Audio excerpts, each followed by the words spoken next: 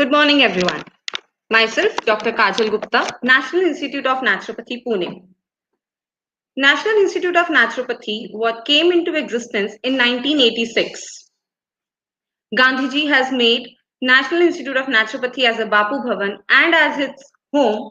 He stayed here for 156 days whenever he comes to Pune to take a treatment from Dr. Dinsha Mehta. To take the legacy of Gandhiji forward, National Institute of Naturopathy has taken an initiative to teach and provide wisdom about Gandhi's perspective on health with the theme of Insight of Gandhiji's on Self-Health Reliance and its other determinants of public health. We have started the webathon series on 2nd of October on the occasion of Gandhi Jayanti, and we will be concluding it on 18th November, that is 3rd Naturopathy Day 2020. The sessions are quite interesting.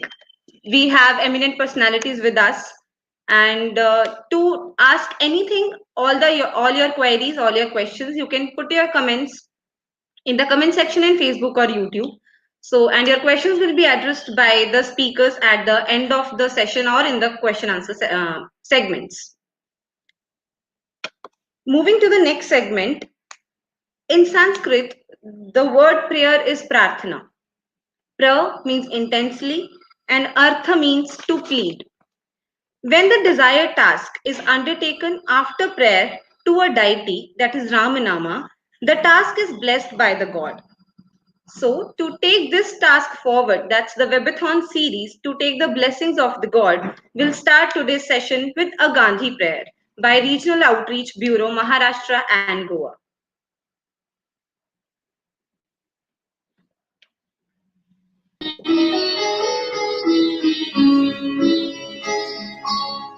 मत कर तू अभिमान बंदी झूठी तेरी शान रे मत कर तू अभिमान मत कर तू अभिमान बंदी झूठी तेरी शान रे मत कर तू अभिमान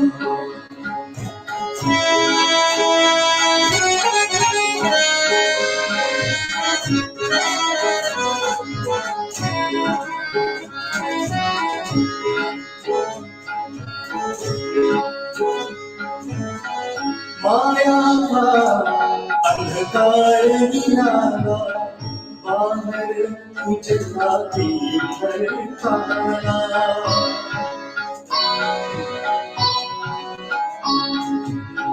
माया का अंधकार गिराना बाहर उजला भीतर खाना जिसको तू पहचान मत कर तू अभिमान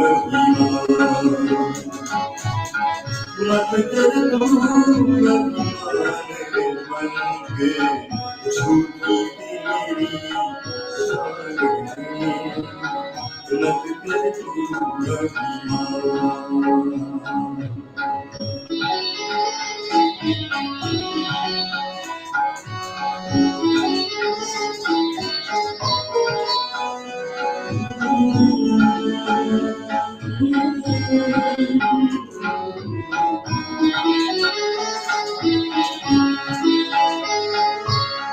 तेरे पास हीरे मोती मेरे मन मंदिर में ज्योति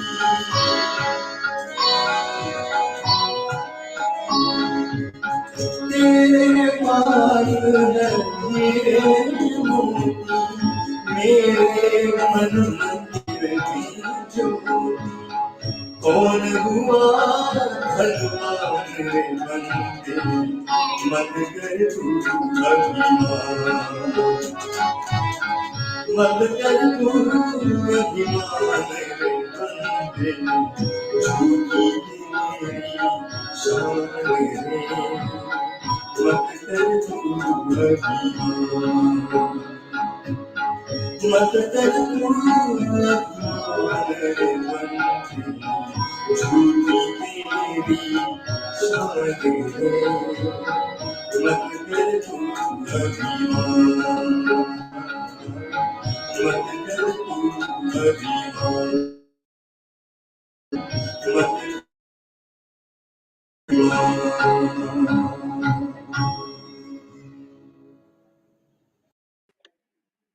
Mesmerizing. Thank you so much, artist Makran Masram, Regional Outreach Bureau, Pune, for the beautiful composition. Moving ahead, by growing frugality, we reap liberty, a golden harvest. Following the same, Gandhiji has a nature of being frugal. So we will start the another segment with a Gandhi Katha. Narrator of the story is our director, Professor Dr. K. Satyalakshmi, who has explained about how frugal the Gandhi's nature was.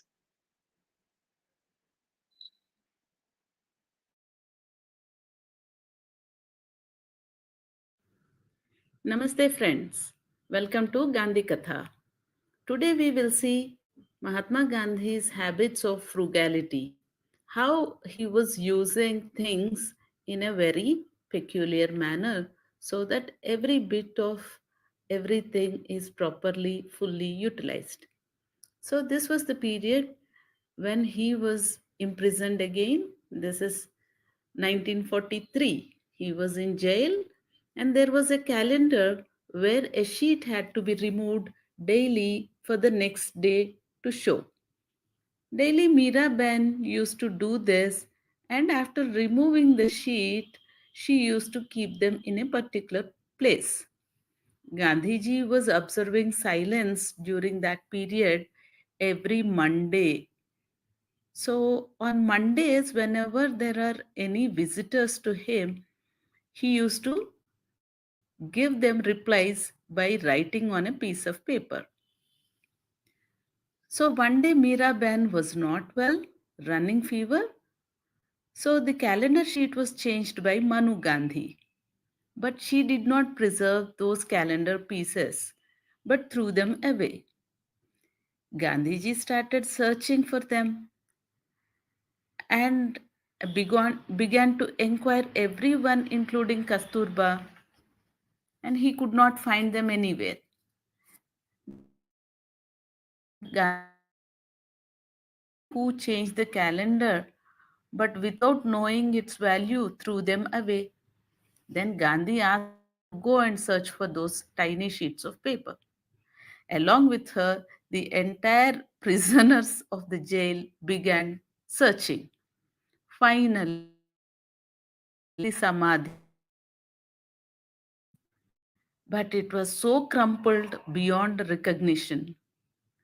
But Gandhi felt very happy and brought that paper into proper shape, and on the very same day, he used it for writing. So, this is the way Mahatma Gandhi used to make use of things.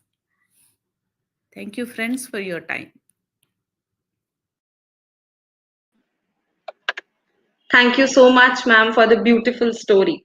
So the takeaway from the story is being frugal does not mean being cheap. It means being economical and avoiding the waste. And Gandhiji was perfect example for that. So moving next, vitality, the state of being strong, active, and energetic. So in the last few sessions, we are talking about different vitality indicators of a human body. And this year, naturopathy theme is nurturing vitality through naturopathy. So as we have already discussed various vitality indicators, so today we will be talking about the mental health, mansik swasthya. So I would request Dr. Jyoti to come and then present today's vitality indicator and throw some light on the mental health. I welcome you, ma'am. Good morning. As we all know, this year's theme for the Naturopathy Day celebration is nurturing vitality through naturopathy. In last few sessions, we have been discussing about various physical, physiological, and environmental factors which impacts our vitality. From today onwards, we are going to discuss about some psychological and the mental factors in relation with the vitality. When it comes to the mental or the emotional health, relationships are one of the most important aspect of our life. And yet we tend to forget just how fundamentally crucial our connections or our relationships with others are for our own physical and the mental well-being. The people who are very well socially connected with their friends, family, and community are healthier, happier, and also live long compared to the people who are less connected. So, there's some of the questions like, how well connected are you with others? Do you have friends with a deep and the long-lasting relationships? Or do you have many friends but only with the superficial relationships?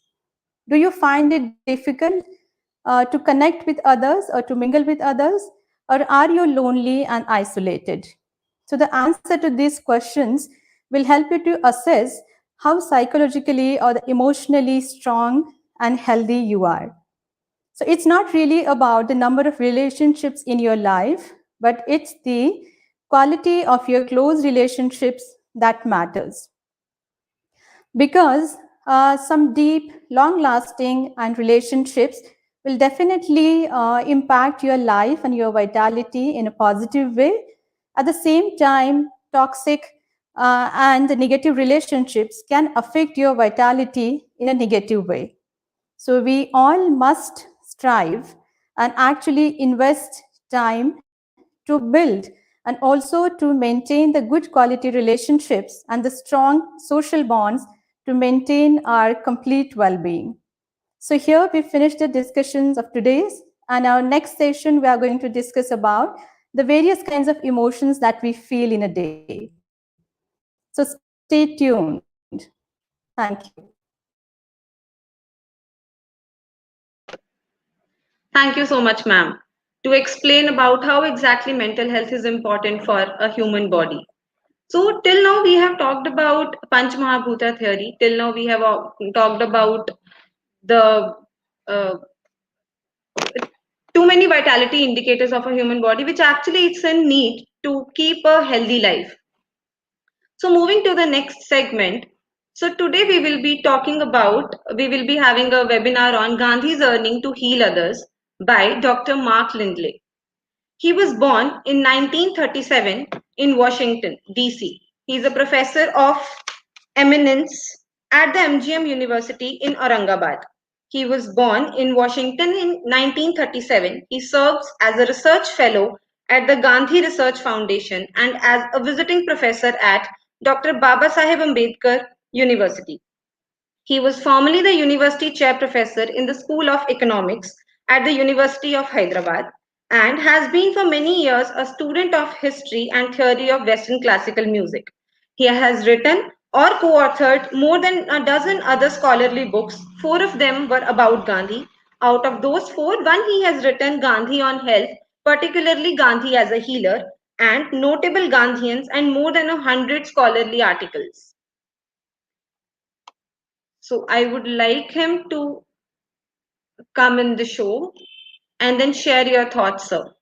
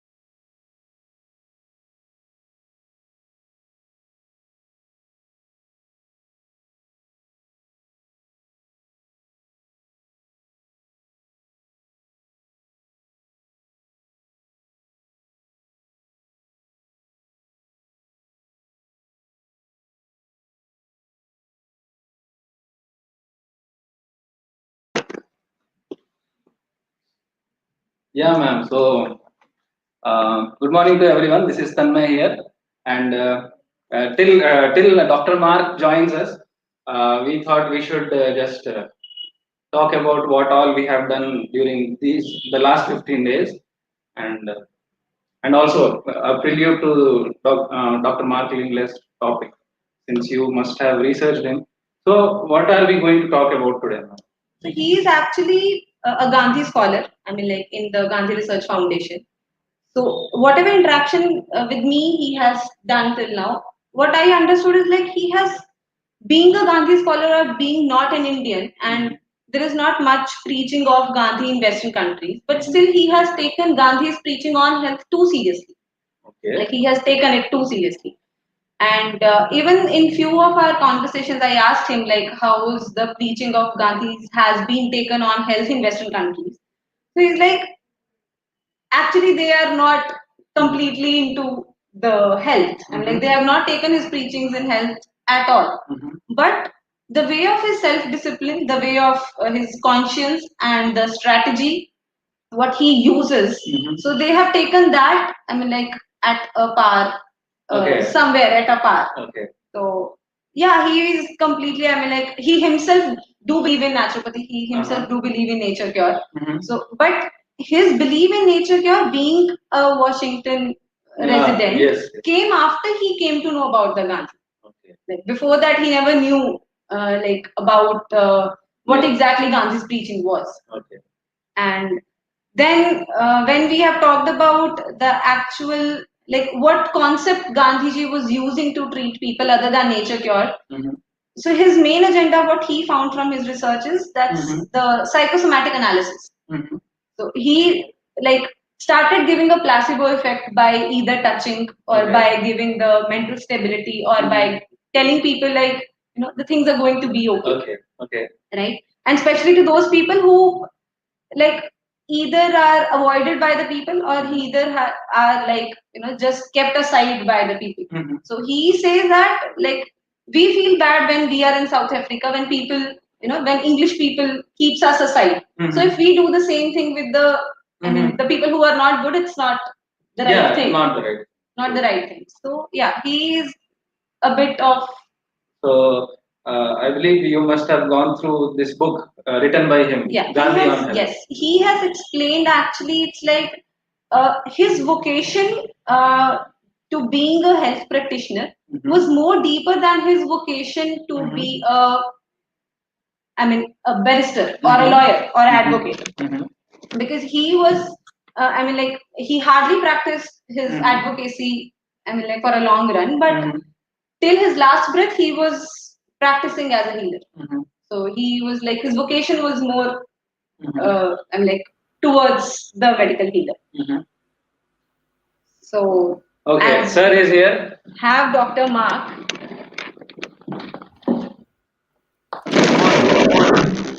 Good morning, sir. Can you hear me? Yes. Yes, sir, I can hear you. Okay. So I welcome you, sir, for the webinar that's Gandhi's Earning to Heal Others. Thank you. Yes. So over to you, sir. You can start with the lecture. Well, I did not write the title of this talk, but I like it. There is lots of documentary evidence that Gandhi's vocation to be a medical healer was deeper than his vocation to practice law. It had been for the sake of financial security that he had studied jurisprudence. He practiced law for 20 years and then quit forever, though still engaged in politics, whereas his medical healing of sick individuals, once he started doing it, continued throughout the rest of his life. A clear piece of evidence is the following set of excerpts from a description of Gandhi written in 1940 by his secretary, Mahadev Desai. Quote, nursing those who are ailing mentally and physically has been a passion with him throughout his life.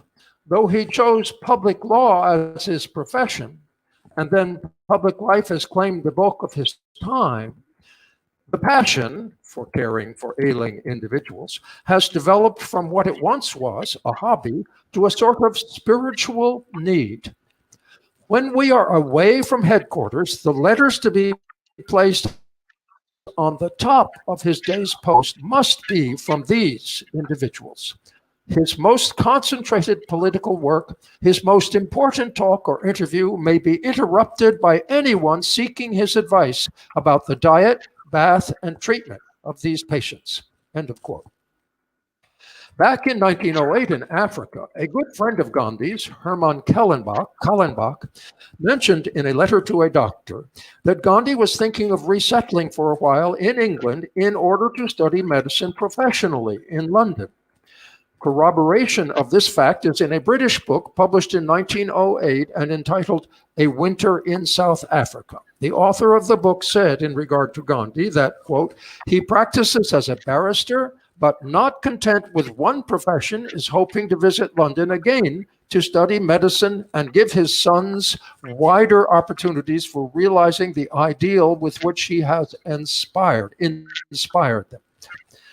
Gandhi scholars know that the basic ideal with which he inspired himself and most of his sons was that of rendering service. I think he must have felt in 1908 that he could serve people better by practicing medicine professionally than by practicing law.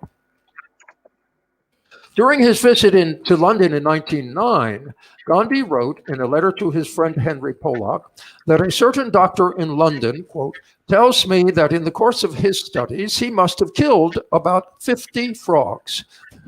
An examination in physiology without this, he tells me, is not possible. If this is so, I have absolutely no desire to go in for medical studies. Now, I suspect that the reason why Gandhi had thought he could earn the MD degree without doing dissections was that Anna Kingsford had done it that way in Paris. She was a spiritually vibrant mystic, much admired by Gandhi on that account. He admired, for instance, her precept that in order to be made in the image of God, the individual must be spiritually both man and woman. Her final thesis for the MD degree, published in 1880 in French, argued that humans are naturally meant to be non-carnivorous and that tuberculosis, gout, and epilepsy are caused by eating too much meat. Gandhi not only read the English translation of that thesis, entitled The Perfect Way in Diet, a treatise advocating a return to the natural and ancient food of our race, but he also became, in the mid-1890s, an agent for its sale. I am, however, obliged for the sake of truthfulness to mention that Anna Kingsford was often in poor health, and she died at the age of 41. Another notable expectation of Gandhi's when he was planning to study in London for the MD degree was that it would be feasible for him to integrate what he would learn there with what he had already learned from reading English versions of 2 German books, which had been given to him a year or 2 before by a good friend of his, who was to become his son Harilal's father-in-law. Those 2 books had, Gandhi recalled in 1947, made him, quote, a confirmed convert to nature cure, unquote. And he never lost his regard for those books. One of them had been written in about 1890 by Louis Kuna, who had in 1883 established a hydrotherapy. His English translation was entitled The New Science of Healing, or the Doctrine of the Unity of Diseases, forming the basis of a uniform method of cure, meaning for all the diseases, without medicines and without operations. The uniform method was as follows. The patient, sitting in a tub filled with cool water, 10 to 14 degrees centigrade, up to the level of the seat, dips a coarse linen cloth into the water underneath and gently washes his or her genitals with that cloth, making use of lots of water. No higher part of the body should come into contact with the water. Only the outer and not the inner pubic parts should be bathed, and there should be no sharp rubbing, but only gentle washing with as much water as possible. Quote, the duration of this bathing is 10 to 60 minutes, depending on the age and strength of the patient. The chosen parts of the body are particularly suitable because most of the nerves in a human body converge here, so that the entire nervous system of the organism can be positively influenced in this way. End of quote. Now, the other nature cure book, which impressed Gandhi so highly, was entitled Return to Nature, Paradise Regained. Its original German title was nearly 50 words long and said that the only way to heal any and all illnesses and sufferings of the body, of the spirit, and of the soul was to adopt a certain way of life, taking advantage of, among other things, the strength of earth as the most important healing means of nature. This book had been published in 1896. Its author, Adolf Just, had begun in 1895 to establish mud cure clinics in Germany, which were quite successful commercially. Gandhi, in the fullness of time, became a discriminating student of the teachings of these and other nature cure advocates. Here is some of what he said in the 1920s in a chapter of his autobiography praising nature cures. He said, quote, "Those who purchase Adolf Just's book on the strength of this chapter of mine should not take everything in it to be gospel truth. A writer almost always presents one aspect of a case, whereas every case can be seen from no less than 7 points of view, all of which are probably correct by themselves, but not correct at the same time and in the same circumstances. And then many books are written with a view to gaining customers and earning name and fame. Let those, therefore, who read such books as these do so with discernment." Now, Gandhi himself never merchandised nature cure, but only fashioned his own version of it in order to try to heal sick people. He said that the term nature cure, quote, "implies that the treatment should be the cheapest and the simplest possible, and that nature cure, quote, connotes a way of life which has to be learnt. It is not a drug cure as we understand it." This last point would, of course, be part of his justification for regarding it as more natural than pharmaceutical remedies. He said that the ideal naturopath, quote, "recognizes physical, mental, and spiritual ills and treats them mainly by developing inner powers. Those inner powers would include what an ordinary Western doctor would tag as the client's psychosomatic capacities." For a materialistically inclined such doctor, the word inner would here mean physically within the organism. But for Gandhi, it might refer also to a non-physical thing for which the standard term in English is soul, but in Hindi, with some different connotations, Atman.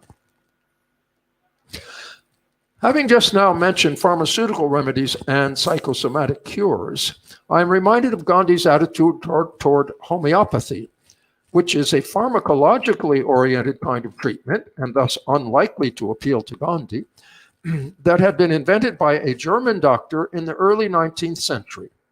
One of its two basic premises is that a diseased person can always be cured by ingesting a substance which would produce in a healthy person symptoms similar to those of the disease, but would not actually make the healthy person sick. The other basic precept is that an extremely tiny amount of the substance will achieve the cure. Gandhi is known to have referred to homeopathy on 6 occasions, each time in a letter.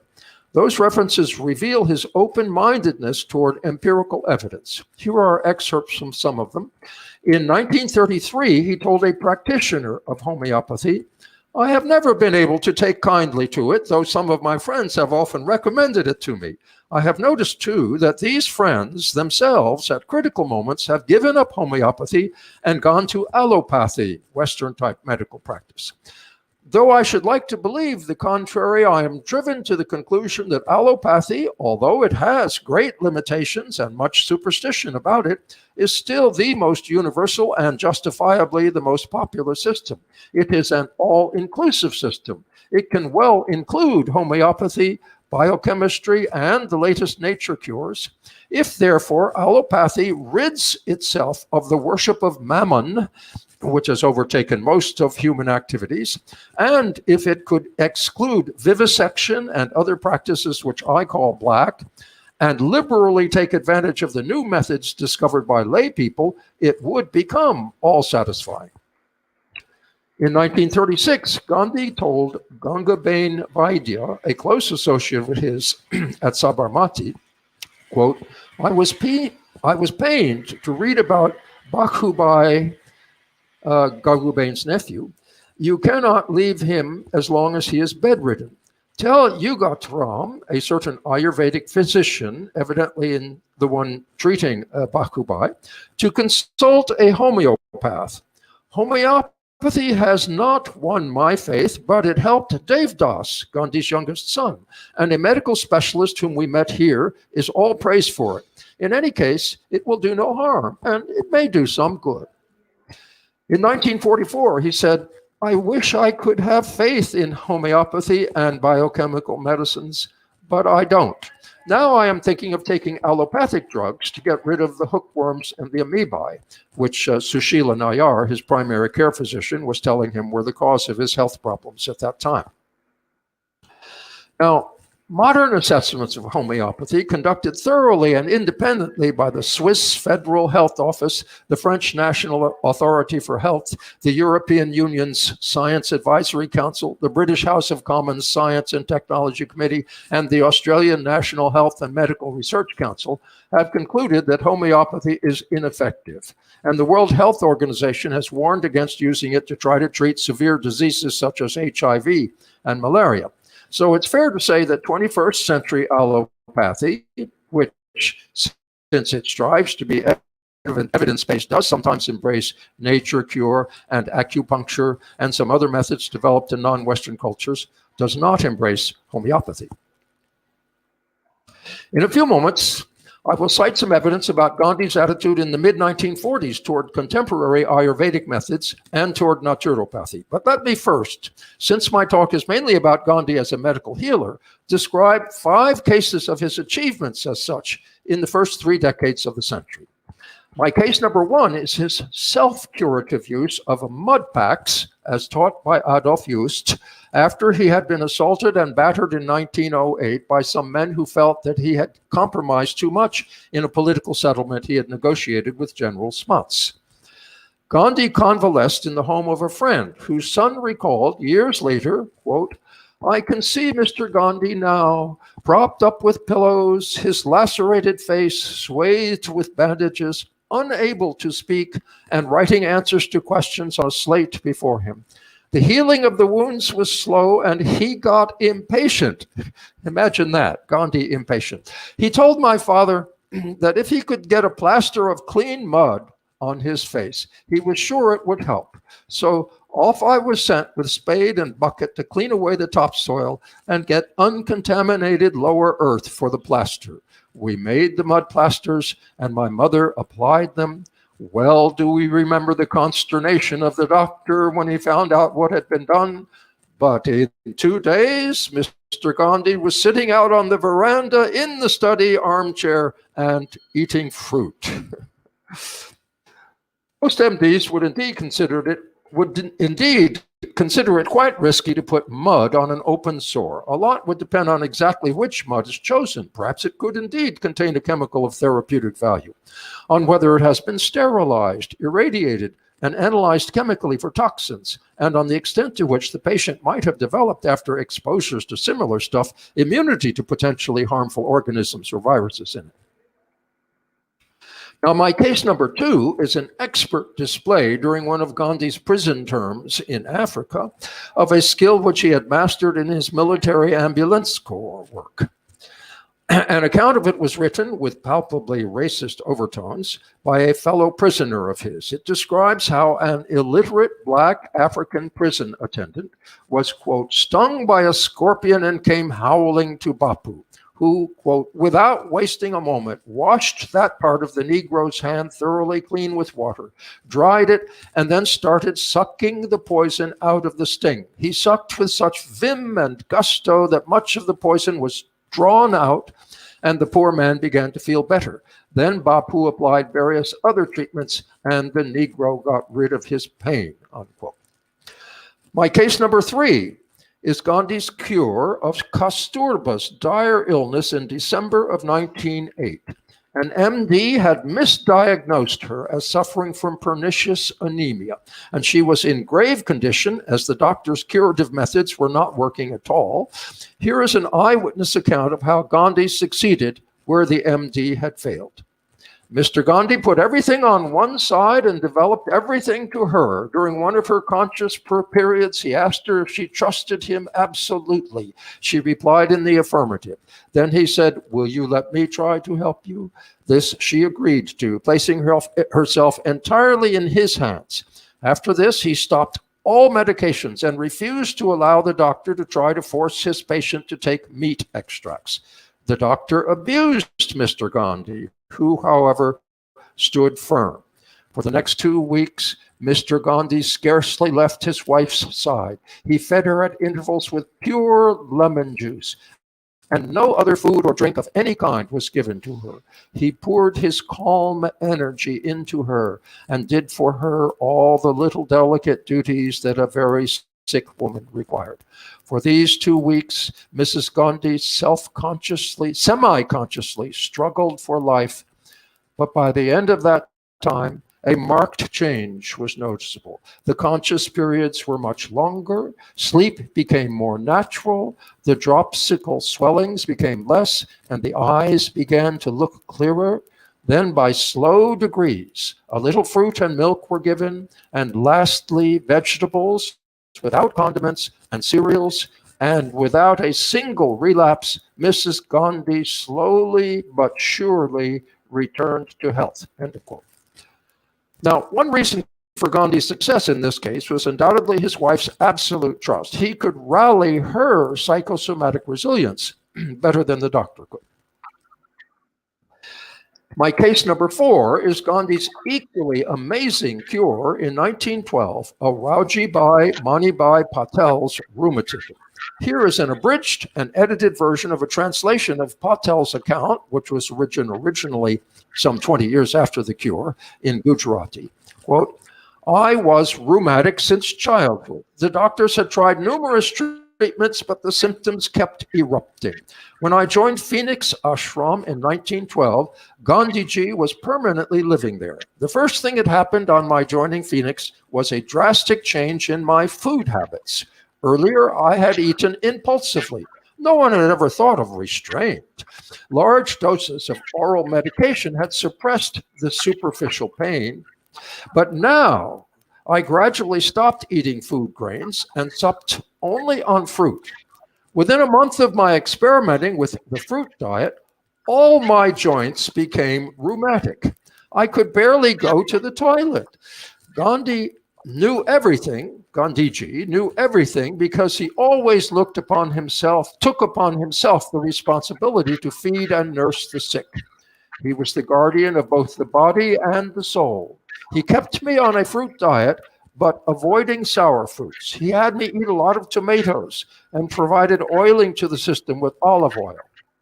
Early in the morning, Gandhi would put his hand on my head. What affection, what comfort did I experience in that touch. He would examine my mouth and tongue. After cleaning up and washing, I would go to a separate room where Gandhiji would come at the appointed time. He would prepare about 2 liters of lukewarm, whitish, soapy water solution, add about 25 grams of castor oil, and give me a douche of that solution. After this cleansing of the bowels, I had to sit in a tub full of water for half an hour, massaging my stomach.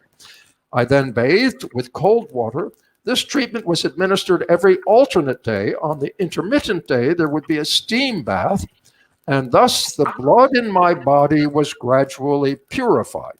The diet was now altered to wheat chapatis, olive oil, and ripe tomatoes. My pain was reduced, but became mobile. One day in the knees, another day in the wrists, and another day in the back or in the finger joints. However, it was an essential part of the treatment to continue to work and not to be bedridden. The daily routine was as follows: 6 to 7 a.m., ablutions and bowel cleaning, etc. 7 to 8, with the students at school. 8 to 9, treatment, douche, etc., or steam bath. 9 to 10, kitchen work. 10 to 12, lunch and rest. 12 to 2, work as a compositor at the press for the journal Indian Opinion. 2 to 4, picking fruits or preparing plantation beds in the gardens. 4 to 5, work in the kitchen. 5 to 6, supper. 6 to 7, relaxation or strolling around. 7 to 7:30, prayers. 7:30 to 8:30, conversation and discussion on various topics with Gandhiji. 9 to 6 a.m. the next day, rest and sleep. During illness, when healthy, I would get up at 4 a.m. My treatment continued for 3 months. Gandhi rarely left the ashram. As I recall now his exacting care, I feel overwhelmed. During the initial stage of the treatment, when I was unable to sit up, he would examine my stool after the douche to see if the food was getting digested, and then he would clean the pot himself. I can compare his care only with that of my mother, who had devotedly looked after my needs and regardless of the uncleanliness entailed. The soul-filling experience is fresh in my mind even after 20 years. He means the experience with Gandhi. I was cured of rheumatism for good, end of quote. Now, it seems to me that if the arthritis was due to autoimmune inflammation, then the cure must have been psychosomatic, and I consider it arguable that such an intimate and intense relationship as Patel recalled with Gandhi might indeed have such a physiological result. The cause of the rheumatism could, however, have been a food allergy, and indeed Gandhi seems to have probed to identify it by eliminating one dietary component at a time. If we had confirming evidence that Patel continued to avoid the dangerous to him kind of fruit, this would render this explanation quite likely. Allergy to one or more fruits is not uncommon, and an allergic reaction of inflammation in multiple joints is also very common. My case number 5 is a cure performed by Gandhi in India in 1930, according to during one of his detentions there. The superintendent, quote, Major Martin had appointed a Maharashtri named Datoba to cook for Bapu. The poor fellow suffered from pain in his foot and limped noticeably as he went about his work. One day, Bapu spoke to Major Martin about this. Major Martin gave some medicine, but it did no good. A month went by, and then Bapu said to Major Martin, "Have you any objection to my treating this man?" "My treating this man? None whatsoever," said the Major. Bapu said, "Diet is the most important part of my treatment. I shall provide him with the special things I want him to eat." Major Martin agreed to this also. Bapu started giving treatment to Datoba. He began by keeping him on a fast for a few days and then cleaned out his stomach. The writer should have said cleaned out his lower intestines with an enema. Then for a few days, he kept him on nothing but vegetables. Later on, he kept making adjustments in his diet as occasion arose. The lame man began to improve. He said to me, the writer was a fellow prisoner of Gandhi's, "I have been bothered by this pain for years, and now look how much better my foot is. I find no difficulty in walking whatever. I find it so surprising to be able to walk like other men." Now let me come please to what will be perhaps the most interesting part of my talk. It has to do with the fact that the reason why the Viceroy released Gandhi in May of 1944 from detention in the Aga Khan Palace was that Gandhi's health condition was dire, and the Viceroy was afraid that if Gandhi died while in detention, there would be a vast amount of political trouble. However, Gandhi was by no means willing to die at that time, so he had to decide how to try to recover his good health. At first, he considered mainly allopathy, represented very well by Sushila Nayar, and Ayurveda. But then in the course of 1945, he tried nature cure as well and was impressed with the result. Let me share with you some of the documentary evidence in regard to this episode of his life. He told a friend on November 30th, 1944, quote, "Ramesh is a very nice person, but he failed to reveal the wonders of Ayurveda to me. He is hardworking. He tries to compete with allopathy. A great deal of diligence and experience is required to compete with allopathy. I have grown very weak. Sushila Bain, of course, recommends her line of treatment. I am still keen on getting well with the help of Ayurveda or my own methods of treatment. Let us see what I decide to do." In a statement to the press, which Gandhi issued a day later, he said, "Dr. Sushila Nayar assures me that there is nothing physically wrong with me except that my old friends, the hookworms and the amoebae, have not left me. And here then is a salient passage from a letter written by Gandhi on January 4th, 1945. I am reaping what I sowed. I went on taking Ayurvedic medicines without thinking and had to suffer the consequences. I am now getting rid of the poison. I am daily improving and getting stronger. Well, equally salient are the following remarks from a letter he sent in that same month of January 1945 to a representative of the Indian Institute of Natural Therapeutics. I have met most naturopaths, he said. They do not agree with one another, and they are obstinate and even lazy.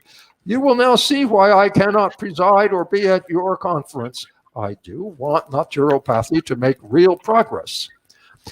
He had by no means, however, given up hope for such progress. Early in December of 1944, he had said in a letter written in Gujarati to a colleague who was dealing with an epidemic in a village, quote, "You will soon get lots of drugs, but they will not be very helpful.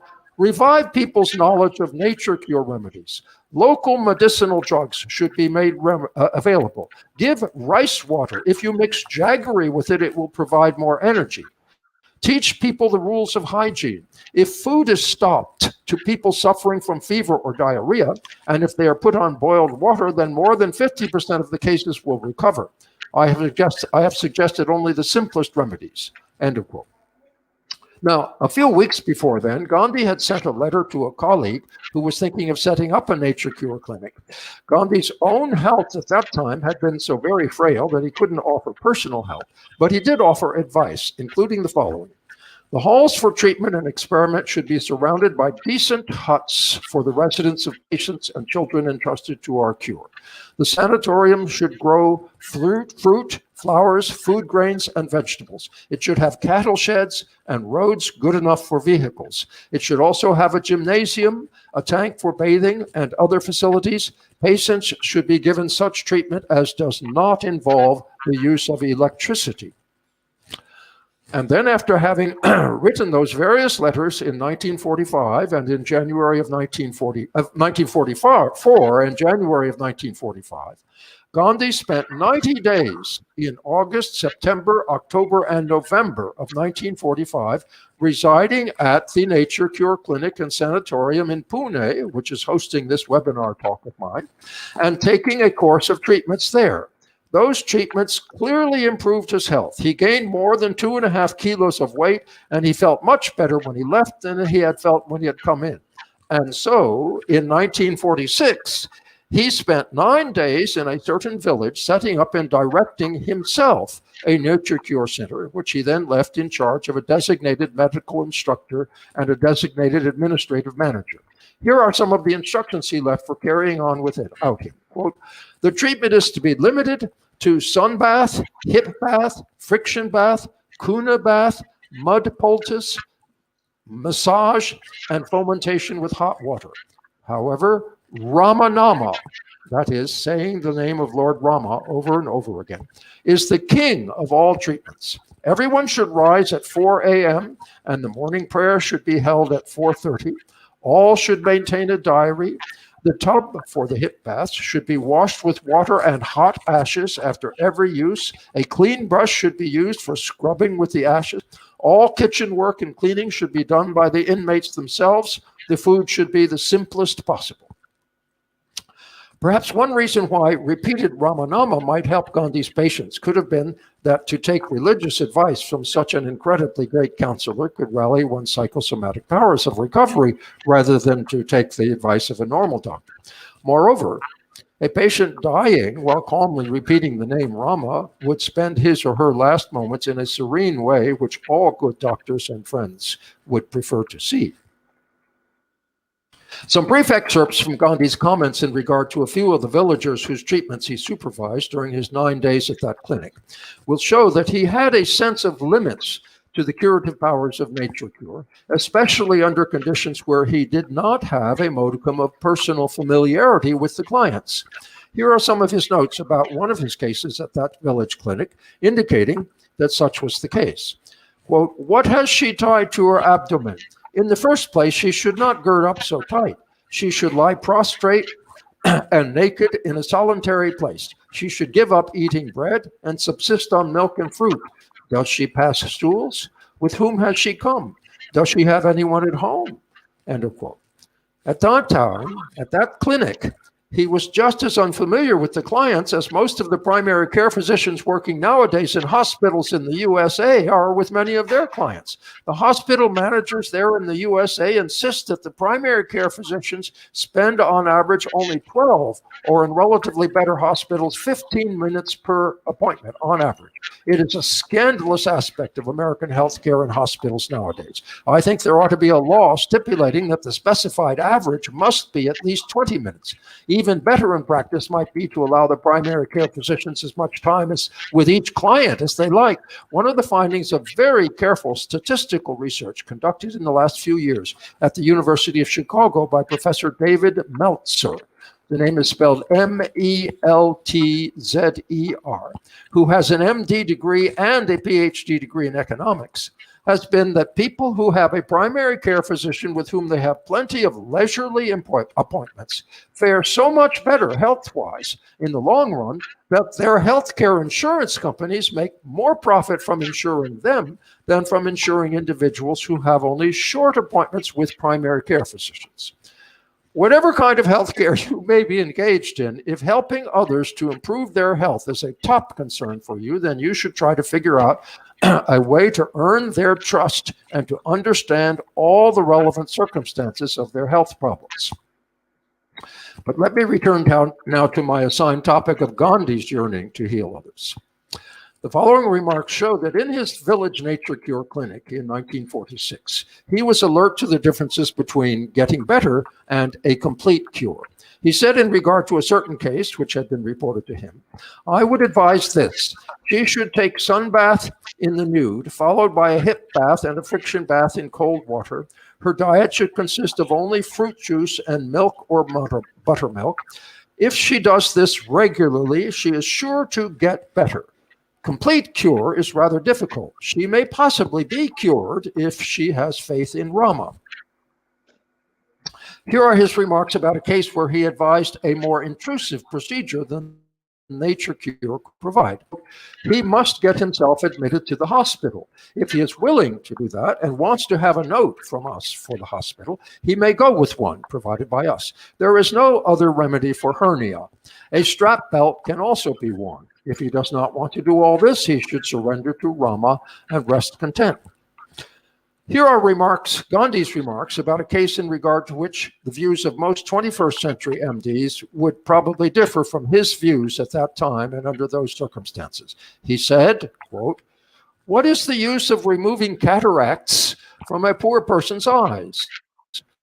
One should live with it. Recite Ramanama, and when the time is up, depart with Ramanama on one's lips. If this cannot be done, she may be taken to a hospital and have the cataracts removed. I do not remember any nature cure treatment for cataract." Let me mention here, however, that one of Gandhi's general underlying precepts in this last case, namely that the doctor should take into account the quality of life which a client may reasonably be hoped to have as a result of the treatment being mooted, was sensible. The decisions which responsible doctors have to make as to how to proceed in problematic cases are often based on informal estimates of how this or that procedure under consideration seems likely to affect the client's quality of life. There were rarely house calls from that village nature cure clinic in 1946, but there was in effect an equivalent to house calls the following year, 1947, during Gandhi's walking tour of Noakhali in the wake of the religious violence which had been suffered there. Here are some excerpts from Narayan Desai's account, written years later, of Gandhi's tour of Noakhali. Quote, "During the disturbances, many hospitals were burnt down and not a doctor was now in sight for miles together. Gandhiji found in this situation an opportunity to suggest nature cures for small ailments. For many families, he became a family physician. In a short time, his reputation as a nature cure expert spread. Villagers spoke of the healing touch of a man of God. He had immense faith in nature cure, but did not impose it on others. Once, two Muslim boys with Kala Azar, that is, black fever, were brought to him. He called Dr. Sushila Nayar, who had set up a dispensary in a nearby village. She was made to walk 6 miles daily to administer injections to the 2 boys. My main task in this talk has been to show that Gandhi's vocation for medical healing was deeper than his vocation to practice law. I hope that this fact may serve to inspire healthcare workers of all kinds in India to deepen their vocations. If time permits, I would like to discuss briefly one additional aspect of Gandhi's nature cure approach to promoting good health, namely fasting. A long essay on health and healthcare, which he wrote in 1913 in Gujarati, recommends it as part of the treatment for certain diseases and includes the following remarks, quote, "Fever has its origin generally in some stomach trouble. The first step to be taken, therefore, is fasting. The notion that a weak person or one suffering from fever will be weakened by fasting is entirely mistaken. By stopping all intake of food, we give the stomach a chance to do its curative work. The fast, therefore, must be continued for at least a day or longer. Kuna baths should be administered during and after the fast." Gandhi knew, of course, about the Ayurvedic tradition of Langanam, that is, of fasting perhaps once a month or maybe even once a fortnight for a day or so in order to preserve good health. In 1929, he advised Mirabain to take, quote, "an occasional fast or semi-fast even when you are feeling well." And 2 years later, he told her that, quote, "an occasional fast at least once per month is a good thing, it seems, even for lightweight people." Now, the word fast as a noun or verb has often been used without saying clearly what is meant. A fairly clear definition is included in an article published in 2013 by 2 MDs at a first-rate clinic in Berlin. In that article, fasting is defined as, quote, "voluntary abstinence from solid food and from stimulants like coffee or nicotine for a limited period of time. And it is said to depend on, quote, the person's ability to meet the body's requirements for macro and micronutrients during a limited period of either shortage or absence of food by using almost exclusively the body's energy reserves without endangering health. During fasting, intake of food in forms of vegetable broth and vegetable or fruit juice should not exceed 500 kilocalories per day. When fasting is done properly, one should experience a good level of vitality and absence of hunger." End of quote. Well, I myself have seldom fasted, and never for more than one day. I would like to know the views of you nature cure experts on this matter. Thank you very much for your attention. Yes, sir. So in naturopathy, we talk about Panch Mahabhuta concept. Like we have 5 different main elements. Out of that, one is space. So yesterday we talked about the vitality indicator of space, where we relate the air in the, space in the body relates to fasting. So yes, fasting is one of the major therapeutic tool in the naturopathy. So thank you so much, sir. The takeaway from your particular talk is, so Gandhi's vocation towards the medical healer was more deeper than the vocation to the barrister or to the advocacy. So, like, I just want to know, what exactly. Okay, so we'll have the question answer session. I'll just keep my question with me right now. So I'll keep them safe. So now we'll be having a very small session of vitality in Hindi. So later we will be having a small session of question answer. So there I'll ask you whatever queries I have personally, and then whatever the viewers have asked you. So I just want you to be with us. We'll have a small session in Hindi. So once that session is over, then we'll have a question answer session. Okay, see you soon. Thank you. Yes. So I would like to welcome Dr. Jyoti Kumbar for the small vitality session of mental health in Hindi. जैसे कि आप सभी जानते हैं, इस वर्ष प्राकृतिक चिकित्सा दिवस समारोह की संकल्पना प्राकृतिक चिकित्सा से जीवन शक्ति का संवर्धन करना या पोषण करना यह है। पिछले कुछ सत्रों से हम जीवन ऊर्जा पर विभिन्न शारीरिक या पर्यावरणीय कारकों के परिणाम के बारे में चर्चा कर रहे थे। आज से हम कुछ मनोवैज्ञानिक और भावनात्मक कारकों के बारे में और उनके जीवन ऊर्जा पर प्रभाव के बारे में चर्चा करने जा रहे हैं। जब मानसिक या भावनात्मक स्वास्थ्य की बात आती है तो रिश्ते हमारे जीवन का सबसे महत्वपूर्ण पहलू है, और इसके बावजूद हम कई बार ये भूल जाते हैं कि हमारे दूसरे लोगों के साथ संबंध हमारे खुद के स्वास्थ्य के लिए, शारीरिक और मानसिक स्वास्थ्य के लिए कितना महत्वपूर्ण है। जो लोग अपने दोस्तों, अपने परिवार और समुदाय से अच्छे से जुड़े रहते हैं, वो स्वस्थ और खुश रहते हैं, उनकी तुलना में जो लोग अपने दोस्तों और परिवार से कम जुड़े रहते हैं। तो कुछ सवाल, जैसे आप दूसरों से कितने हद तक जुड़े हैं? क्या आपके पास गहरे संबंधों वाले मित्र हैं, या आपके पास कई मित्र हैं लेकिन उनके साथ सिर्फ ऊपरी और सतह का संबंध है? क्या आप दूसरों के साथ घुलने मिलने के लिए और उनके साथ जुड़ने के लिए कठिनाई महसूस करते हैं, या आप अकेले और अलग रहते हैं? इन कुछ सवालों के जवाब आपको अपने भावनात्मक और मानसिक स्वास्थ्य का आईना दिखा सकते हैं। आपके जीवन में रिश्तों की संख्या कितनी है यह नहीं महत्वपूर्ण है, लेकिन आपके करीबी संबंधों की गहराई और उसकी गुणवत्ता जरूर मायने रखती है। और इसीलिए हम सबको अपना स्वास्थ्य, अपना शारीरिक और मानसिक स्वास्थ्य बनाए रखने के लिए अपने दोस्तों, परिवार और समुदाय के साथ अच्छे और गहरे संबंध बनाए रखने के लिए और लंबे समय तक उन्हें बनाए रखना जैसे जरूरी है, तो उसके लिए भरसक प्रयत्न करना चाहिए और इस बात प्राथमिकता भी देनी चाहिए। और इसी के साथ हम आज की चर्चा खत्म कर रहे हैं, और हमारे अगले सत्र में हम कुछ भावनाओं के बारे में चर्चा करेंगे, तो हमारे साथ जुड़े रहिए। नमस्ते।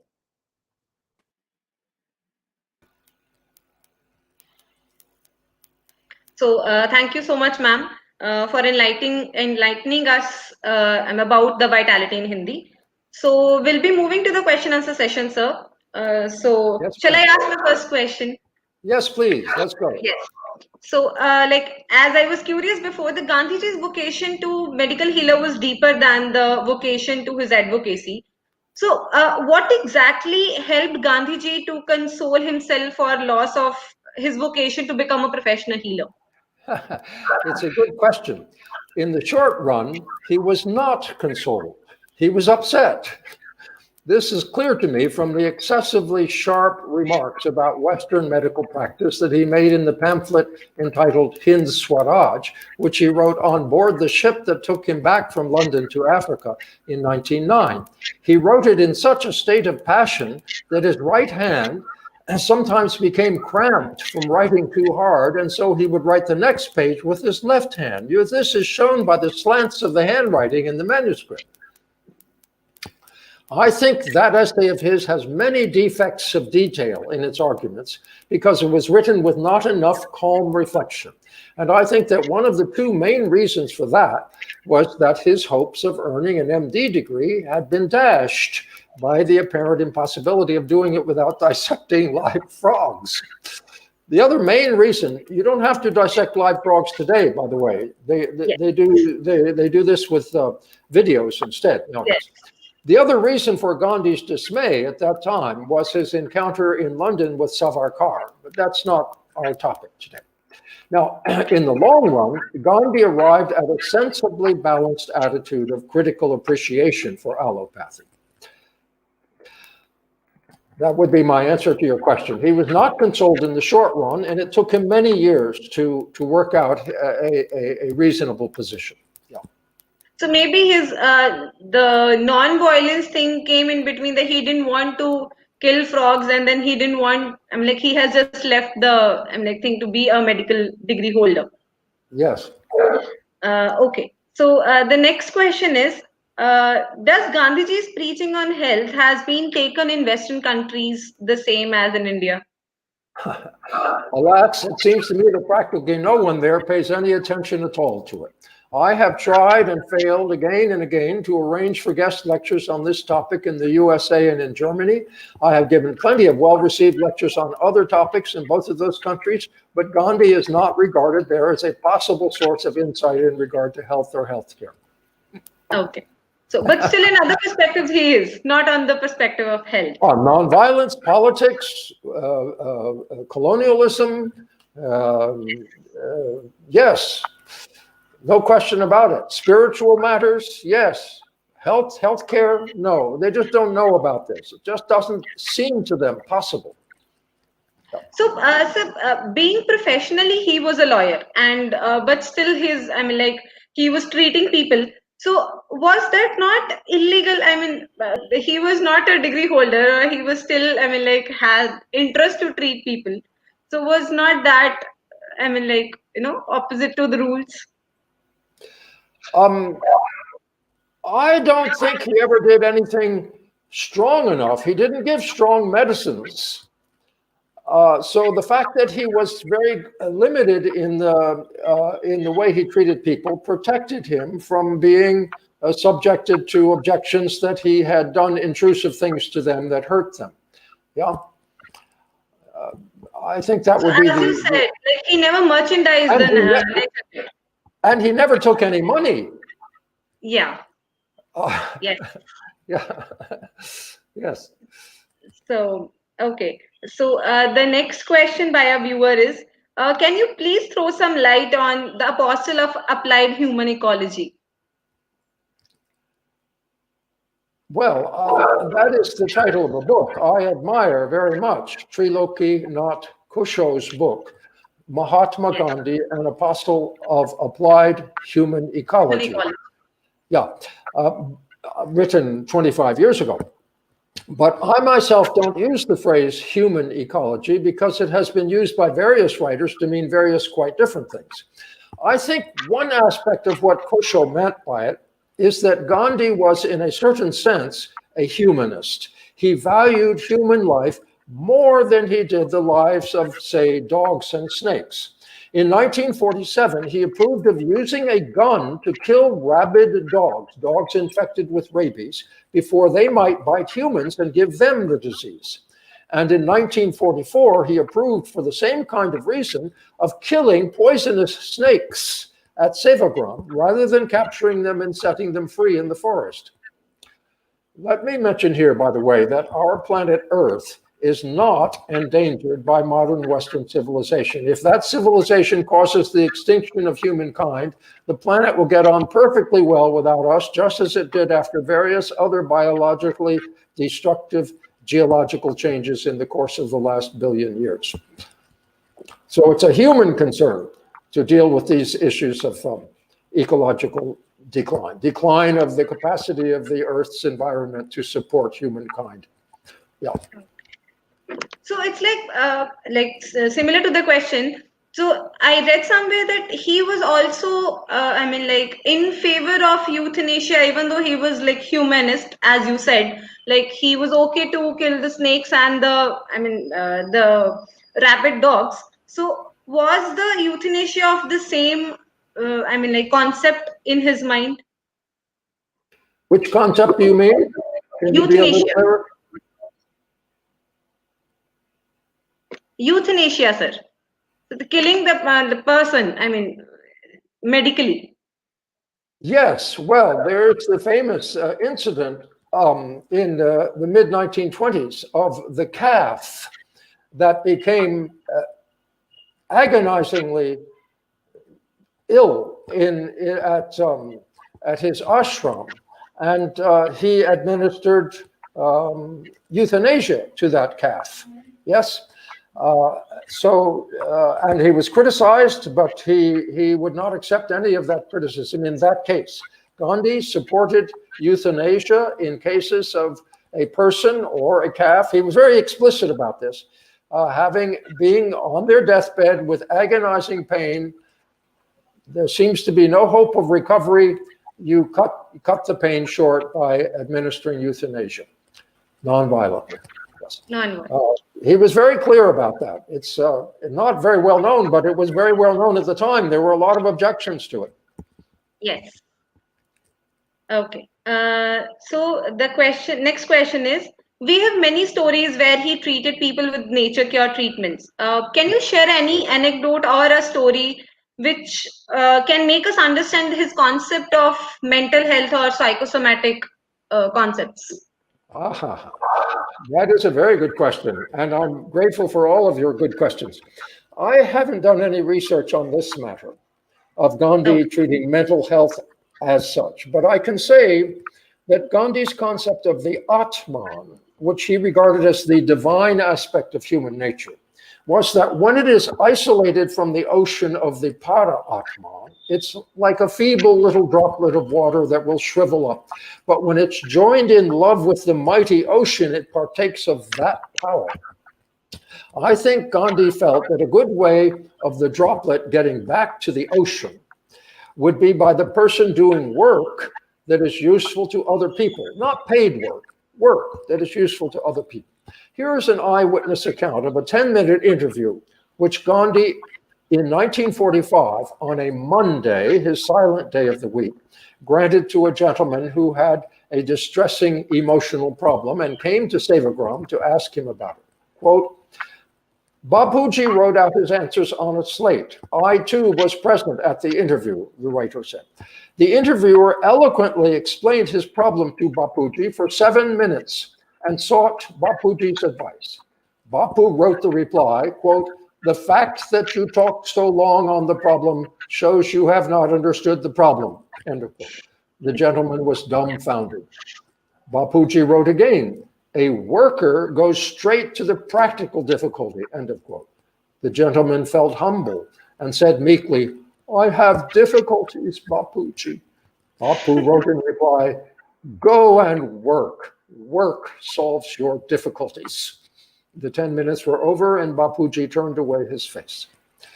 Now, this reminds me of the fact that when Gandhi was dealing with Manibhai Patel's rheumatism, he would never let him be bedridden. To do some clearly useful work every day, notwithstanding your health problem, can be part of the cure.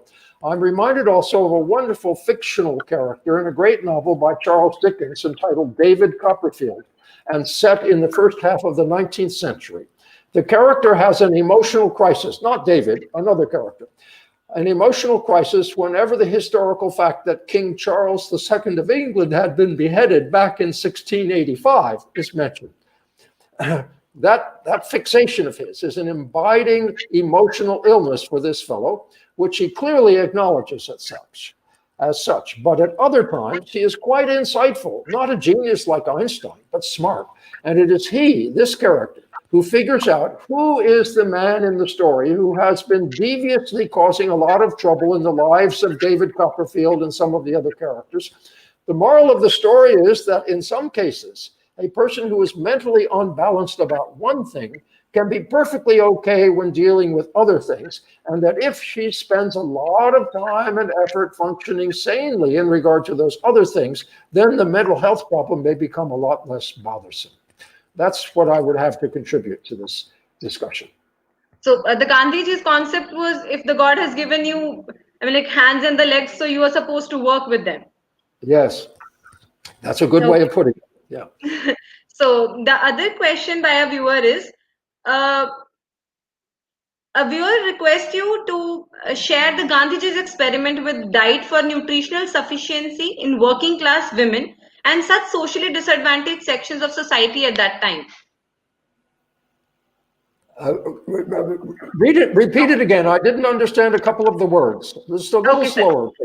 Yeah. So the viewer wants you to request to share Gandhiji's experiments with diet for nutritional sufficiency in working class women and such socially disadvantaged sections of society at that time. Experiments with, what was the word? Diet for nutritional sufficiency. Diet, what was the word for nutrition? Nutritional sufficiency. Well, Gandhi's ideas of nutrition changed. I don't think he developed this line of thinking very much. I'll tell you what he did do, what I can remember offhand. When he moved to, was getting ready to set up his center in Sevagram, yes?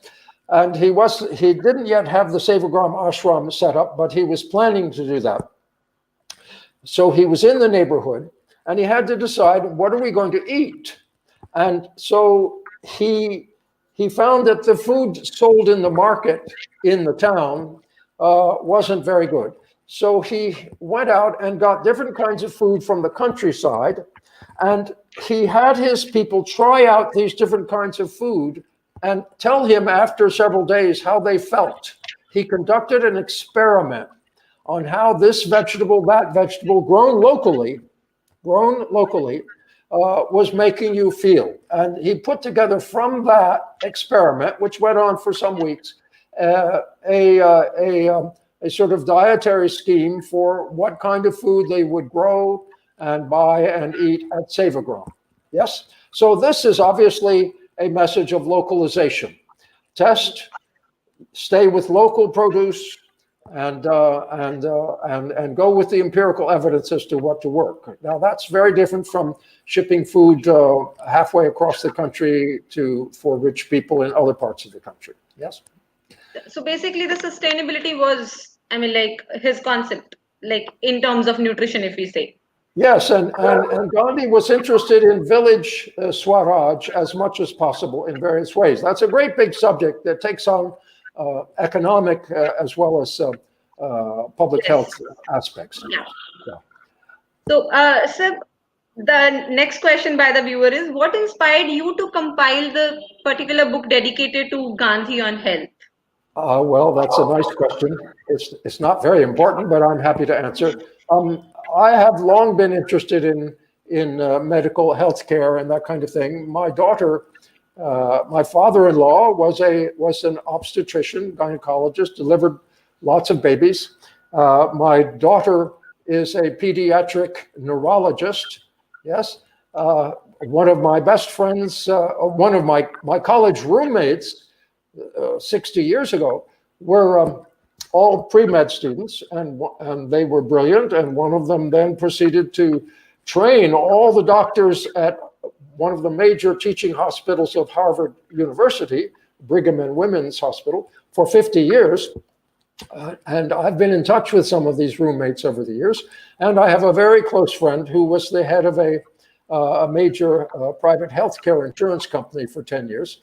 And so I've been following all this and talking with them about it all this time. In the meantime, I became a Gandhi scholar on one thing and another. And so the idea of putting these two things together came to me. And the key point for me was that I thought it shouldn't be Gandhi and health, or Gandhi and health cure, or Gandhi and nutrition, or Gandhi and hygiene. It should be all four together, because they were so closely interrelated in Gandhi's attitudes. Yeah, that was my starting point, and it took me 2 years to write the book, and that's why I got interested. I was interested in Gandhi, and I was interested in health and healthcare. Yes. Yeah. Okay, so the last question will be, why do you feel modern education textbooks have lessons on first aid, but not on how to promote self-health? Well, they are promoting it to some extent, but not enough. And the reason is quite clear. If everybody takes care of themselves so well, there will be much less income for the doctors to treat them. The doctors think about when the man comes to them, and then they go into medicine for two kinds of reason, always mixed. They want to help people, and they want to make a lot of money. And the public health aspect, many doctors do devote themselves to public health, but the ones who are actually treating you, they're getting paid, and very well for it. Yes, and so there's just this gradual tendency to emphasize cure more than prevention. It's not that they're evil; it's just the way it works. Now there are some doctors who are greedy and evil that way. Yeah, but I think that's the reason. It's part of our capitalist system, and that's the only thing I can say. Now we come to this doctor I mentioned before, David Meltzer. Yes, yeah. Yes. I admire him very much, and he put his finger right on the issue specifically with regard to primary care physician.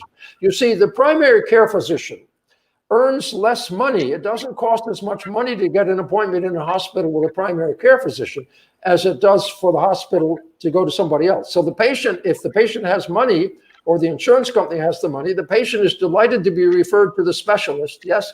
Whereas if the patient got to know the primary care physician well, the primary care physician could lean on the patient to take good care of himself. And I think that's the main message that Gandhi has to give to us. It's not the topic here. The topic in this talk was Gandhi's curative methods for people who are already sick. But actually, the really basic lesson of what Gandhi had to say about this is what he said about the human body being a Kurukshetra and a Dharmakshetra. He said the human body is a Kurukshetra. Well, every doctor knows that. It's called the immune system. A Kurukshetra and a Dharmakshetra. And Gandhi said, insofar as it is a Dharmakshetra, it is your duty to take good care of it. Yeah? That's the real message, the deepest message. And we should all take that message to heart. We who are in the middle class, who are not starving for lack of nutrition, we should take care of ourselves, because the more of the doctor's time and the government's money that is spent on caring for us middle class folks because we didn't take care of ourselves properly, the more of that time and money that is spent on us because of our not having taken good care of ourselves, the less will be available to take care of the destitute people, who get sick just because they can't possibly get enough food. Their hygiene, the circumstances of hygiene are so inferior and so on. So it's up to us to take good care of ourselves, and then it's good for the others too, who really need it. If I may say that that is my final message of this webinar, I would be, I hope that is something that all the middle class people who have computers and can watch this webinar take to heart. Yes, then that would be my parting word to all of us, please. I'm 83 years old, and I do gymnastics every morning. I watch my diet, one thing and another, and I have various illnesses, but I'm trying to take care of myself, not just for myself, also for the others. Thank you. That's what is more important. So, but taking the takeaway from the question answer session, like I must say, it's one of your saying which you have said in your book, that anyone who observes the rule of health will not need to knock at the doors of doctor from day to day. That was a slight exaggeration. Yes. Gandhi could sometimes exaggerate in his enthusiasm. The fact is that now and then you can take good care of yourself and follow all the good rules, moderate diet, blah, blah, blah, everything else, hygiene, so on, and you have bad luck and get a disease. It can happen. Sheer bad luck can give diseases to people who follow all the good rules. But statistically, it will be much less. So from a public health point of view, the message is valid. It's just that it's not a 100% true statement that if you take good care of yourself, you'll never have to go to a doctor. Sometimes you do have to go to a good doctor, even though you've been taking good care of yourself. Yeah. So thank you so much, sir. It was my honor to moderate the session with you. So like, I really thank you from my side and from the National Institute of Naturopathy, Pune. So tomorrow we will be there with the new session, with the new webinar and with new speaker. So at the same time, same platform. So everyone, please stay tuned with us. Thank you so much. Thank you, sir. Thank you. Thank you.